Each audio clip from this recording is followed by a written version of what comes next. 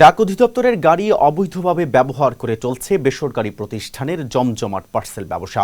আন্তর্জাতিক সংস্থা universal postal union বা ইউপিইউর দেওয়া 12টি মেইল ভ্যানের 11টি নিয়ম নীতি উপেক্ষা করে চলে গেছে বিলি নামের একটি বেসরকারি প্রতিষ্ঠানের কবজায়। কোনো চুক্তি বা অর্থ বিভাগের অনুমোদন ছাড়াই চলছে রাষ্ট্রীয় সম্পদের এই লুটপাট। বিস্তারিত রিপোর্টে।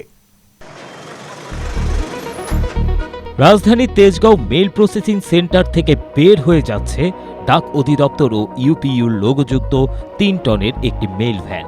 কাগজে কলমে গাড়িটি খুলনা বিভাগে থাকার কথা থাকলেও তা সরকারি চালক ছাড়াই চলছে ঢাকার বুকে। অনুসন্ধানে দেখা যায় মৌসুমি ফল পরিবহনের আদেশে বরাদ্দ করা 12টি মেইল ভ্যানের 11টি অলিখিতভাবে চলে গেছে বিলি নামে একটি বেসরকারি পার্সেল প্রতিষ্ঠানের হাতে, যা দিয়ে 3 রাত টানা হচ্ছে দারাজ সহ বিভিন্ন ই-কমার্সের বাণিজ্যিক পার্সেল। 1 মাসেরও বেশি সময় ধরে চলছে রাষ্ট্রীয় সম্পদের এই হরিলুট।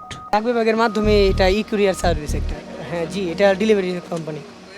রাষ্ট্রীয় পরিবহন আপনারা কেন চালাইতেছেন? রাষ্ট্রীয় পরিবহন থেকে তো এটা আমাদের দেওয়া হয়েছে, এটা তো আমাদের কোম্পানির লোক। এটা পিক আপ করে, দারাজ পিক করে, আদার পিক করে, আর রাজশাহী যেগুলো আছে ওগুলো রাত্রে গাড়ি আসে। শুধু গাড়িই নয়, বেসরকারি প্রতিষ্ঠান বিলির কর্মীরা বুকে ঝুলিয়ে ঘুরছে ডাক বিভাগের লোগো সম্বলিত ভুয়া আইডি কার্ড।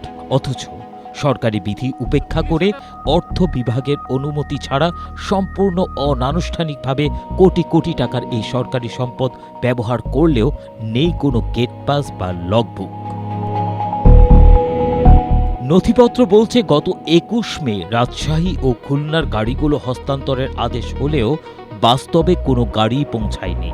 ডাক অধিদপ্তরের পরিকল্পনা শাখার পরিচালক হুসেন সৈয়দ গওহর জানান, 3 অতিরিক্ত মহাপরিচালক হারুনুর রশিদ, জাকির হাসান নূর এবং খান হাসান মোহাম্মদ ইকবাল মাসুদ সিন্ডিকেট অনৈতিকভাবে এই গাড়িগুলো বেসরকারি পার্সেল সরবরাহকারী প্রতিষ্ঠান বিলিকে দিয়েছে।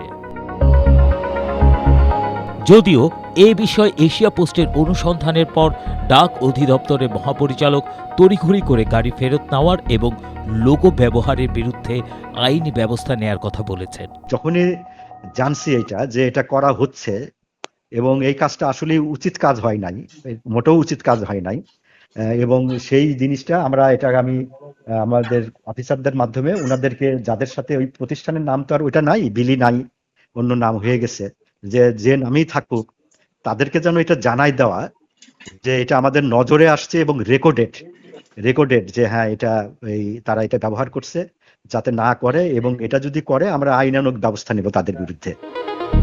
পুরো বিষয়টিকে চরম জালিয়াতি হিসেবে আখ্যা দিয়েছেন সুশাসনের জন্য নাগরিক সুজনের সম্পাদক বদিউল আলম মজুমদার।